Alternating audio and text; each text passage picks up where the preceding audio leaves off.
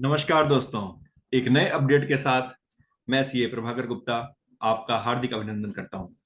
दोस्तों, मैं अब आपको बताने जा रहा हूं कि ई वे बिल बनाने में एक बहुत बड़ा चेंज हो रहा है। जी हाँ दोस्तों, वो क्या चेंज हो रहा है वो आज हम इस वीडियो में जानकारी देंगे। आपको आपको डिटेल में बताएंगे, आपको पूरा समझाएंगे कि भाई आखिर ई वे बिल जो आप जनरेट करते हैं उसमें अब क्या चेंज आने वाला है।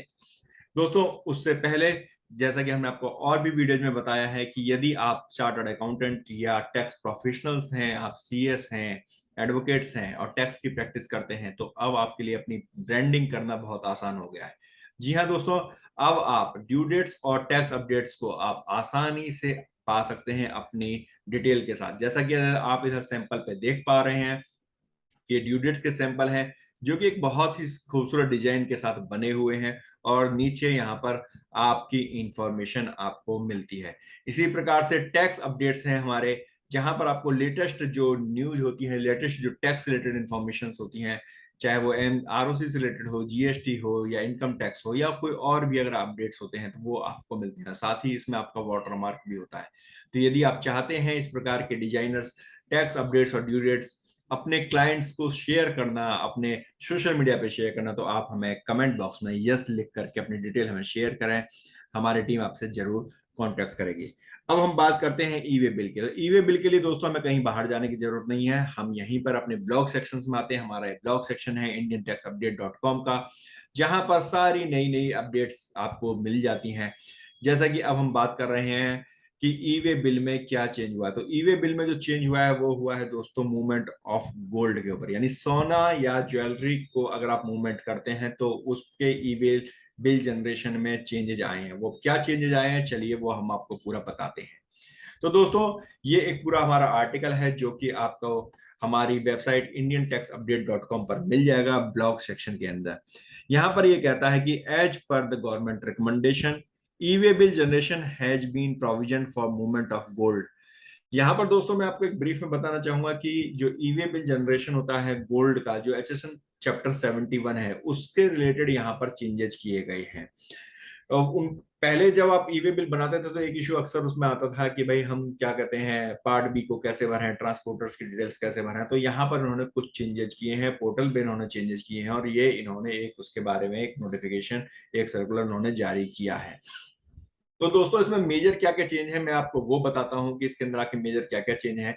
तो ये चेंजेस के लिए आप यहाँ पर आप ध्यान दीजिएगा, क्योंकि ऊपर तो सारी उनकी कहानी है कि भाई 71 के अंदर ये मैंडेटरी कर दिया गया है, लेकिन यहाँ पर जो चेंजेस है वो ये है कि no part B detail can be updated. यानी कि आपको अगर आप गोल्ड के केस में यदि आप सोने को अगर आप इधर से उधर ट्रांसफर करते हैं, उसका ई वे बिल जनरेट करते हैं, तो आपको पार्ट बी बनाने की जरूरत नहीं होती है। Transporter update is not allowed, आपको ट्रांसपोर्टर का अपडेट भी डालने की जरूरत नहीं है, क्योंकि आप भी समझते हैं कि बहुत सारे जब हम पर्सनल भी अगर हम गोल्ड खरीदने जाते हैं तो 2-4 लाख रुपए का गोल्ड तो बहुत आसानी से जेब में ही आ जाता है। कंसोलिडेटेड ईडब्ल्यूबी यानी कि consolidated E way bill can not be generated, आप कंसोलिडेटेड ई वे बिल नहीं जनरेट करेंगे। इसका मतलब ये हुआ कि जब भी आप इनवॉइस जनरेट करेंगे, हर इनवॉइस का एक सेपरेट ई वे बिल बनेगा। Extension of e way bill is allowed without updating part B details. तो ई वे बिल में एक्सटेंशन भी अलाउड होगा जैसा कि नॉर्मल ई वे बिल में होता है, और उसमें आपको पार्ट बी अपडेट करने की जरूरत नहीं है। और multi vehicle facility is not allowed. और हाँ, जैसे कि पार्ट नॉर्मल केसेस में आपको मल्टी व्हीकल फैसिलिटी भी अलाउड होती है ई वे बिल के अंदर, वो इन्होंने अलाउड नहीं की है। यहाँ पर दोस्तों एक बात और आपको ध्यान देने की है, वो ये है कि ई वे बिल जो है वो मैंडेटरी हो गया है ऑल आइटम्स पे ऊपर। ये जो गोल्ड की बात कर रहे हैं, लेकिन ये सिर्फ और सिर्फ चैप्टर 71 के लिए एप्लीकेबल है। यानी ये जो चेंजेस हैं वो सिर्फ और सिर्फ उन आइटम्स के लिए एप्लीकेबल है जो चैप्टर 71 के अंदर आते हैं। यानी कि जिसका एचएसएन कोड चैप्टर 71 आता है उनके लिए ही एप्लीकेबल है। In case of items belongs to other HSN chapter along with HSN chapter 71 exist, then it may be treated as normal e way bill. यानी कि अगर 71 के चैप्टर का है तो आपके लिए ये सारे प्रोसेस चलेंगे। आपको यदि 71 के अलावा आपका कोई चैप्टर आता है तो आपको नॉर्मल जैसा आप ई वे बिल जनरेट करते थे आप वैसा करेंगे। और यदि आप चैप्टर 171 और अदर्स अदर देन 71 दोनों ही अगर आपके एक ही इनवॉइस पे जनरेट होते हैं तो आपको फिर अदर्स वाला जो फॉर्मेट है वो आपको फॉलो करना होगा। और एक चीज और मैं आपको यहाँ पे बताऊंगा, the e way bill for the gold is available as a separate option in main menu. तो ई वे बिल के अब ये मेन मेन्यू में सेपरेट ऑप्शन बन गया है। तो दोस्तों, अब आपको अगर गोल्ड से रिलेटेड अगर आपको ई वे बिल जनरेट करना होगा तो अब आपको इन सभी आपको एक सेपरेट ऑप्शन में जाकर के ही आप गोल्ड का ई वे बिल अब आप जनरेट करेंगे, या आप अपने क्लाइंटों को आप बता सकते हैं कि भैया अगर आपको ई वे बिल जनरेट करना है तो normal e way bill generate ना करें, आप सेपरेट मेन्यू में जो दिया हुआ है गोल्ड के लिए, जो चैप्टर 71 के लिए, उसके अंदर जाकर के ही ई वे बिल को जनरेट करें।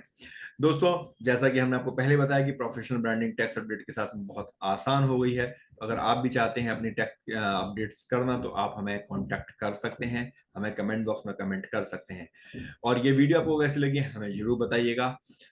अगली वीडियो में जल्द ही हम आपसे मिलेंगे, तब तक धन्यवाद।